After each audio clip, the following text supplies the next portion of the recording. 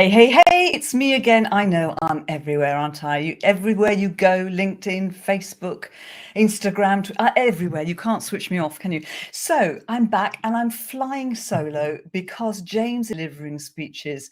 He's loving it. He's loving that he's traveling. And if you follow him on social media, you'll see some lovely posts and pictures and lots of detail of what he's doing. Hopefully he'll be back soon. Anyway, meanwhile, I might be flying solo, but today I have a co-pilot, and you'll see that this is just a brilliant link, right? Our guest today spent 20 years flying for the RAF, deploying to hot places, being shot, and occasionally crashing the odd helicopter. During her time, both at home and at war, she made some important discoveries. People don't always feel as strong as they look. Resilience and performance is not instinctive, but humans have an impressive ability to endure and even thrive in adversity when they know how. She now has one mission: to share the secret of outstanding performance, resilience, and courage under fire. And I'm interested to hear all about this because I need some help here. So please welcome Sarah Furness. Hello, hello, hello. Hello, lovely to be here. And I've just got a frog at the perfect moment. Fantastic. Yes. So yeah, you have to deal with frogs all the time when you're speaking, right? They always turn up at the wrong time. So listen, I want to get into your story because obviously the whole story about helicopters, it's all exciting, it's all sexy. So what made you decide to transition from flying helicopters in the RAF to being a full-time speaker? It's quite a change. Yes, it is. So a couple of things. As you said, I discovered that performance and resilience is not actually instinctive.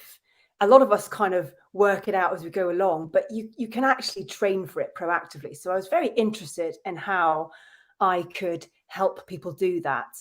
And then I actually got speaking to some other ex-military people like John Peters, who's famous from Tornado Down. And he was like, Sarah, it's a no-brainer, get on the speaking circuit. So this sort of idea kept kind of coming back to me. And then eventually I thought, right, I'm just going to give it a go. And I was astonished to learn that people actually want to hear helicopter stories. so now I kind of use those stories as a vehicle to get the lessons that I want the world, I think the world deserves to hear, I suppose. Yeah, fantastic. Of course we want to hear about helicopter stories, especially someone, you don't look like a helicopter pilot, if you don't mind me saying, and maybe that I shouldn't have that view, but you look like a glamorous, you look like somebody who could be on TV presenting, very glam, very petite, looking great. You don't look like a helicopter pilot. Do other helicopter pilots look like you? Helicopter pilots are irritatingly attractive, actually. I would love to have been the only sort of feminine girl, if you like, but no, and I do trade on that, if I'm honest. It depends on the audience. Some people want someone who looks like a helicopter pilot, but I've discovered I can have a bit of fun with kind of just going on stage in a sort of flowery dress and then telling them about being shot at. And I think it just gives another dimension to a speech, which I'm able to use. So why not, basically? And actually, I mean, this wasn't originally a question I was going to ask you, but I do need to understand what possesses somebody to actually go and become a combat helicopter pilot? Why did you do it? Well, I think the answer is going to be disappointing because it's the same answer that every honest pilot will give you. It's all because of Top Gun. Oh no, I love Top Gun and I can't wait for the next one to come out. I know. Tom Cruise, if you're listening, we'd love to have you to contribute. Come and join us. Oh no, I love that. Yeah, but it just inspired me. And I think that's the wonderful thing when you're a bit younger, because I was 12 when I first watched it. I just thought, yeah, why not? There's no barriers in your brain at that point. And I was fortunate, both my parents, they also just didn't see any barriers, although at that point, women weren't even flying fast jets. So technically it wasn't possible. But when I told my parents, they went, brilliant idea, Sarah, off you go. So I just went, right, that's what I'm doing then. Oh, that's fantastic. Fantastic. So now that you are a speaker, what do you think has most contributed to your success? So I think it helps that there aren't that many female pilots. I'm all for female empowerment, but just not too many female pilots, please. Just let me. So I do think that helps because it is something a bit different.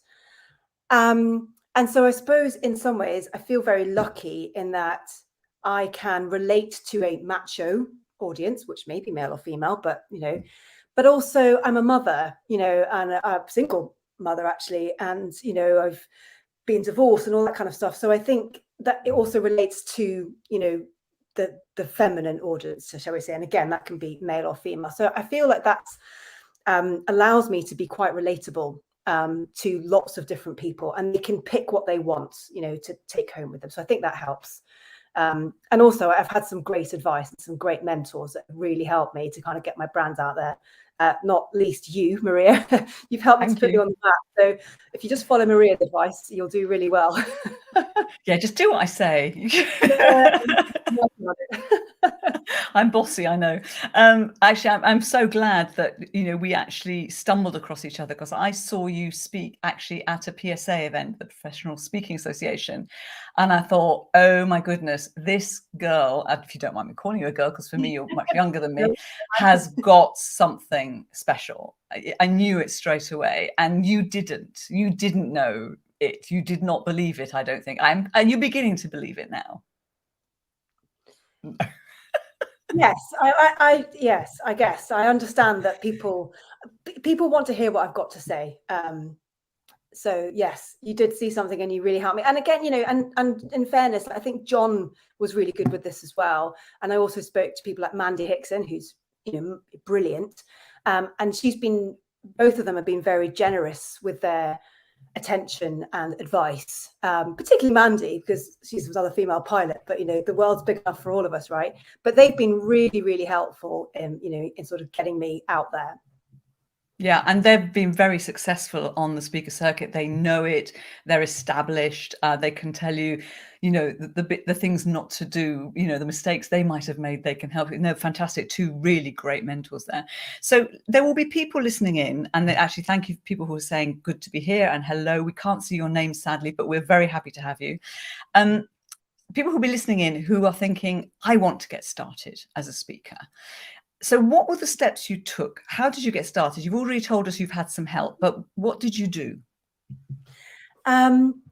Well, I actually put on an event. So it was just as COVID was sort of finishing. So last July, I thought, no one knows who I am. No one's going to book me. So I'll put on my own event and I'll invite people to come and hear me speak. And I did invite John and Mandy actually, but I also managed through John to get Ollie Smith, the famous TV wine celebrity, and he was wonderful. So I managed to get some people to come and hear me speak, and from that I got my sort of first speaking gigs really. I know Siobhan and Steve Brookman, I don't think they can make the call, but I invited them because they were quite influential. I don't know if they know that they were, but they were. So the first thing was, it's just being visible. It's just getting yourself out there. And when you start out, no one knows who you are. So I just kind of made my own audience. So I think that's the first thing. And I think, the advice really is just do it. Just get out there and do it, because the best marketing you can ever do is speaking.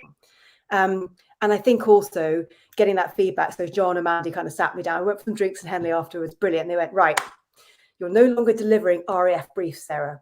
You're now entertaining people. You need to get into this mindset. So they gave me some fantastic advice that I could use to turn what used to be a presentation into a keynote speech. And there's a big difference. Huge difference. When I saw you, by the time I saw you, you had already gone quite some route down that. You had a good speech, and you were, you're somebody that I wanted to listen to. In fact, you could hear a pin drop when you were talking. So I think you'd already had that advice. So that's fantastic. And I love the idea of creating your own event. If you haven't got an event, create your own. So true. The more you speak, the more you speak. In fact, that's the advice that Jamil Qureshi, who's one of the most book speakers here in the UK, probably internationally really, always says, the more you speak, but you have to be good, because if you're bad, you'll just destroy your career very fast, right? like anybody, if you're a bad singer or a bad comedian, the more you do it, the worse you do need to practice, but practice in safe environments. Yeah. Yes. So I think you've touched upon this, but let's go a bit deeper. What are the things that make you bookable? You've said that there's the helicopter stories. You've said that there's this whole feminine side in a masculine world. What else makes it easy for people to book you? Yeah. What makes it easy for people to book me? I mean, again, this is advice that you've given me, and this is being booked and being rebooked, I suppose. I do think certain people specifically want military experience, so that is a no-brainer.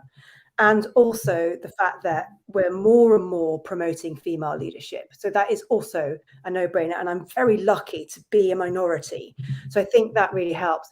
I think the reason, my personal commitment is the reason that I am being booked is because people will walk away with something they didn't have before.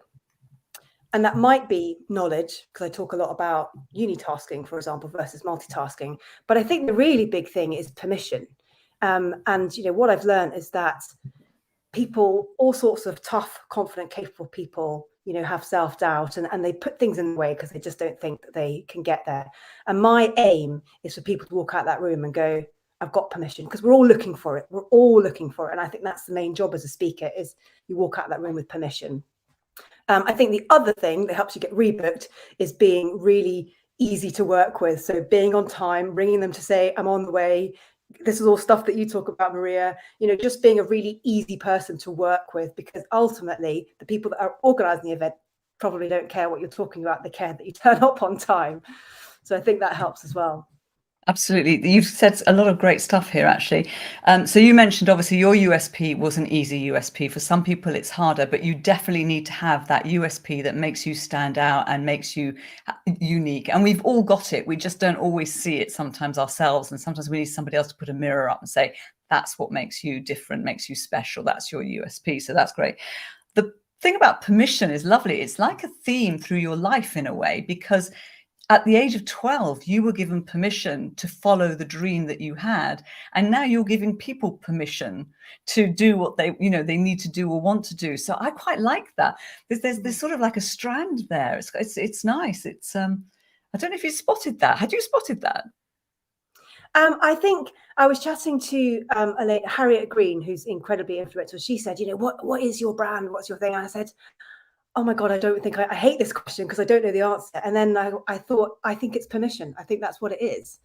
I think it's good. I like that. I like that. And then the other thing you said, and I want to come back to this because it's something I struggle with. So the unitasking versus multitasking. So is this something that you're taught then as a pilot, that you have to unitask and not multitask? I saw your ear fell out there. Hopefully you heard me. Are you still there? Have we lost you? I'm still here. So yes, we were taught that. I didn't know that's what it was at the time. Actually, I thought that I was being taught how to multitask, because you get loads of injects when you're flying. But actually, and I've built a whole talk around this. There was that moment when everything went wrong and I hit wires and the canopy shattered and it got very noisy. And I remember my captain saying to me, fly the aircraft, Sarah. And I didn't know it at the time, but that was a moment that I come back to all the time, because he was saying, focus your attention in the place it needs to be, which is flying that aircraft, not, fantasizing about, your eulogy or anything like that. And actually, when I reflected back on it, I realized that's what the training was all about. They would kind of pile the pressure on bit by bit, it's very controlled. But really what they were doing was allowing us to hone this ability to focus on the one thing that mattered in that moment. And that's how you get people to perform. It's about focusing on one thing. But our brain doesn't like doing it. It likes to be all over the place. So you have to train yourself to do it. Sometimes it's like herding cats in my brain. Yeah. I know exactly what you're talking about. And it's interesting because this theme keeps coming up for me again and again and again. I'm going to have to pay attention to that. I'm sure there's others who agree. So we now know that one of our contributors here is Olga. Hello, Olga. Thank you very much for revealing yourself. Hi, Olga. It's always lovely to see her. So brilliant. I like that. So tell me, in terms of your topic, because obviously when you start out, I think often as speakers, we start out with a topic that we think is bookable and we go out there and we test it out, and then clients give us feedback and we end up tweaking it. Have you tweaked your topic? Have you got more than one topic now? I do. And so, Olga's obviously from the PSA, and I met you at the PSA. The PSA are brilliant, like you say, for having that safe space to test topics. And they will give you very kind but honest feedback. And if you get a client who will be honest, because often they're quite polite, aren't they? That is absolutely gold dust. So I have refined it. And I would say that I have 3 topics that I've refined it down to. One is performance. resilience, and then courage, which is really self-belief. So those are kind of the three main themes. And I have, every speech is different because it's always evolving. Some recent feedback that I got was brilliant. He said, I could tell that was an idea that was interesting to you, Sarah. What they want to hear is helicopter stories. And I was like, okay, point taken. So I think when you talk, if you're talking about a theme like resilience, talk about something you absolutely know works, not something, you know, the kind of the thought leadership stuff. That's not the place to experiment with it. You don't do it on a keynote stage. So I kind of had a bit of a humbling reminder there that, you know, it's not about you going on your own discovery. It's about what the audience are going to take away from it. They want to know about your experiences. They want your unique stories. And often, actually, I find that clients, a lot of audiences are pretty sophisticated, actually, and they actually want to draw the lessons from the stories that you tell them. And you're going to have some amazing stories. So, yeah, of course, they want to hear about helicopter stories. So let's have a look at what we've got here. We've got a comment here. So more than one topic is very important, as long as you like the variety. Some people prefer to have just one because they prefer consistency. I think there's no right or wrong. You should do what suits better for you and your clients, right? It all comes under one theme, though, doesn't it? So it's sort of under one umbrella. So people know that, you know, it makes sense that somebody who is a former combat helicopter pilot would know about performance, would know about resilience, would know about courage. They all fits with you. It's not a stretch. None of these are a stretch. So I think that's why it works very well. Yeah, perfect. So tell me now, you obviously you're getting booked now. It's going well. How much of it is self-generated? How much are you getting from bureaus? And how did you get in with the bureaus? Well, I went on one of your prospecting days, and you told me all the things I needed to do to be speaker bureau ready, and I followed your instructions, and it worked. So I got in through the bureaus by, you know, following that process, you know, having that speaker website, having that show reel, doing all that stuff, you know, and I don't need to repeat it because people can sign up to your. I feel like I'm doing your PR for you, but it works. Yeah, thank you. I'll pay you later. there was that. And then also, again, you know, I learned this from kind of doing that prospecting day, was creating that diary of annual events and sort of getting into their battle rhythm, going, right, they're probably, you know, now is a month before the event, terrible time to get in contact. Now, 2 months down the line, they're probably thinking about next year. So, you know, that kind of thing, and approaching them. And so I have had a real win because I'm going to be at the Richmond Events Communication Directors Forum in November at the Grove, which I'm very excited about because I kind of followed that process. And then the third one is people coming to me, and they often come from military backgrounds, so MOD, some of the more sneaky beaky ones that I'm probably not allowed to say, and also like DIO, which is the Defence Infrastructure Organisation. So they come to me. So that's the three ways I get my gigs. Fantastic, fantastic. And so the speaker bureaus, what sort of proportion would you say, or is it half and half, or are they more? Is it more bureaus or more you? It's probably half and half, I would say. That's pretty good. Yeah. That's pretty good. That's really good. And also the other thing I've noticed and I've seen, and you're very good at this, I've seen that you're active in sharing content, really excellent content. And I follow you on LinkedIn, and you write beautifully. And I don't know if this was something, did you know that you could write before you started on LinkedIn? I love writing, and I've always wanted to write a book, and I have just written a book, which is being published as we speak with Rethink Press. It will be ready in time for the PSA Global Summit. So I've always loved writing. So yeah, I suppose that is one way that I can kind of get my ideas out there and be visible. Big news. What's the book called? Well, I'm open to suggestions. The working title is Choose to Fly. I did a little LinkedIn poll on this.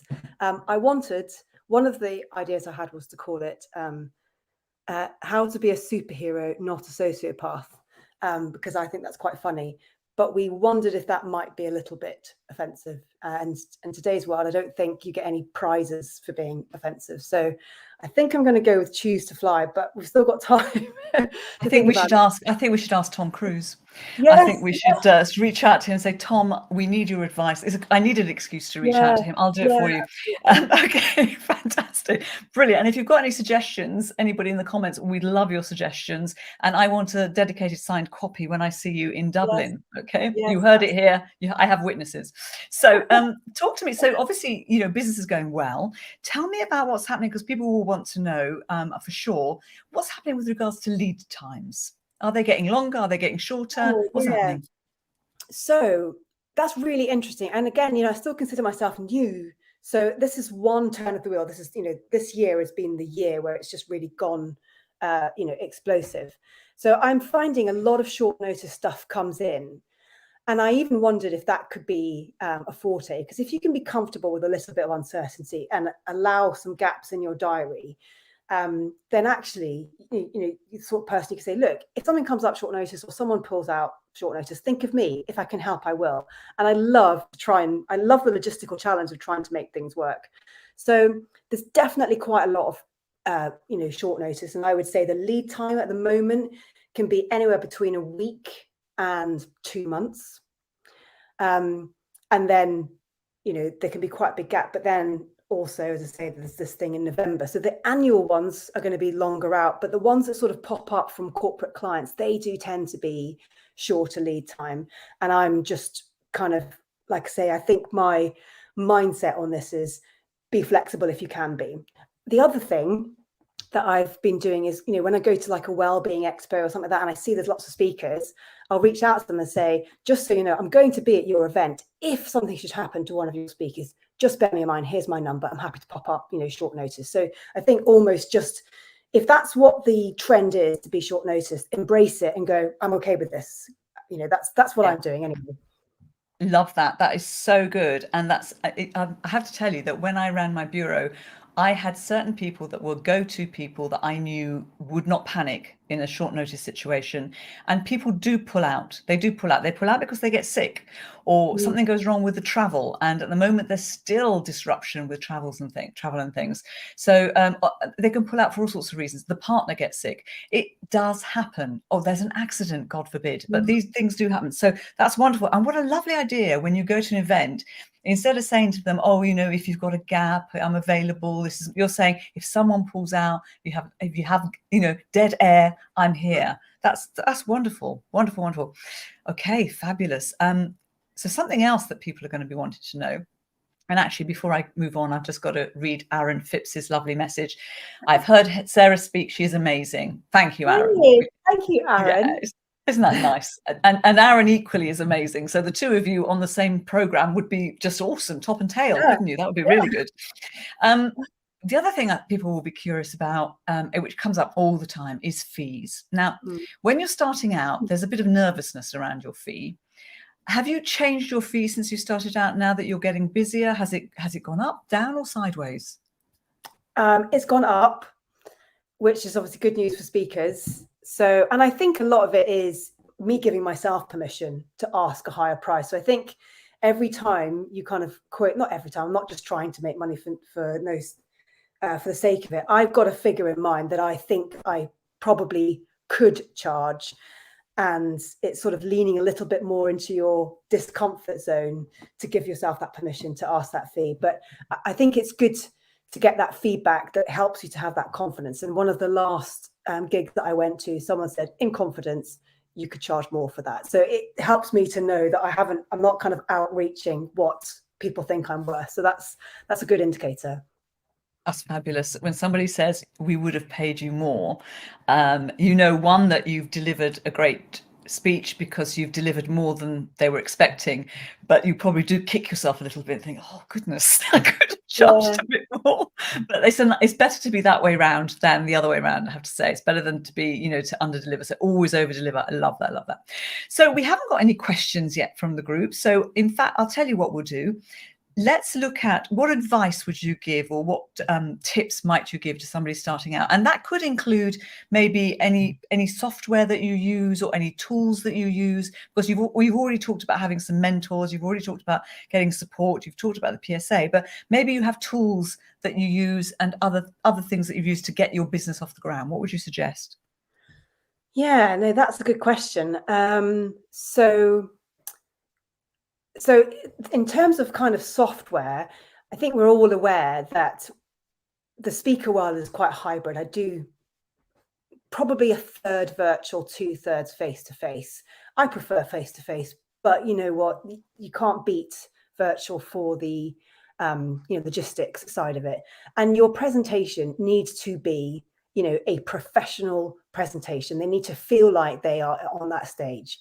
So investing in the software, and also not just kind of banging out the same presentation, but actually optimizing it for virtual, I think is really, really going to help. And I know there's some real experts out there, and again, I've worked with people in the PSA, but I do use Ecamm Live to help make, I've got with the brick wall, and that's great because you can sort of flick slides up and it looks really professional. So I think that really helps. And the other thing, and this is also a tip that I got from another speaker, is recording your talks on, I think it's called Otter, and you sort of use it as a dictaphone. But then, because when you're rehearsing, that's really important. And then when you've got that kind of transcript, when you work with the military, they often want you to send the slides ahead, and you don't have control over the slides. So if you can rehearse and then send them the transcript and go next slide, you don't have to worry. Whereas if it's kind of a bog standard sort of, this is roughly my plan, that it won't work. So I think those bits of software have really helped me just to make the virtual side of things look as professional as you can make it, because there's no excuse really in today's age. People are very forgiving, I would say, of tech faffs, but you want to be the speaker that doesn't have the tech faff.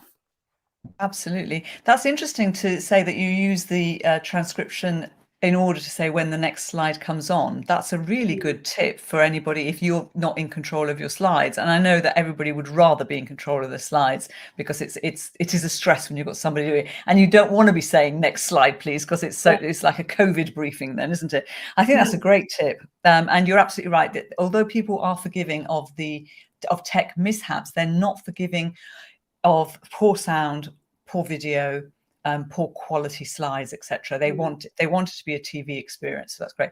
We have a question from a LinkedIn user who we don't know, but our LinkedIn user is saying, were you used to public speaking beforehand? I think you've alluded a little bit to this.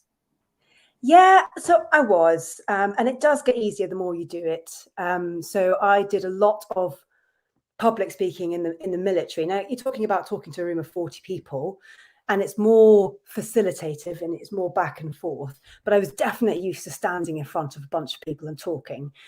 What the mindset change was going from presenting information to taking people on a journey and entertaining them. That was the difference. So I sort of feel like I've moved more into the acting world now, where you're kind of putting in those dramatic pauses and that kind of thing. So there's been fun with that. But also, just on that, someone came up to me the other day and said, oh, I don't think I could ever public speak because I get so nervous. And one thing I want to say is I don't know any public speaker who doesn't get nervous. In fact, I probably use my brain more speaking than I did flying a helicopter. Make of that what you will. But you really do, you really do need to be on your A game, because you're taking in what the audience are coming up with. And, so I don't think there's any public speaker who doesn't feel some nervousness, but hopefully you can see that it doesn't stop you just getting up there. You just get up there and you just start speaking, basically. Fantastic. Fantastic. Sarah, you have given us so much value. It's been absolutely fabulous. And I'm so thrilled to see you going from strength to strength. And I'm also delighted that I'm going to be seeing you in Dublin later this year, if not before, because we're overdue a glass of fizz, aren't we? Yes. Or a cocktail. You like cocktails, don't you? Totally overdue. Yeah. So it might be carnage in Dublin. Watch out. Thank you so much. And I'm just going to share, if anybody would like to get in touch with you, the best place is either LinkedIn or your website, which is sarahfurness.com. So if you want to book her, engage with her, connect with her, find out more about helicopters, that's where to go. Sarah, thank you so much. I hope you've enjoyed yourself. I have. It's absolute pleasure chatting to you, Maria, as always. Fantastic. Robert, well, we're going to love you and leave you. And yeah, I'm going to go and find out when Top Gun is getting released. Bye-bye from me. Bye.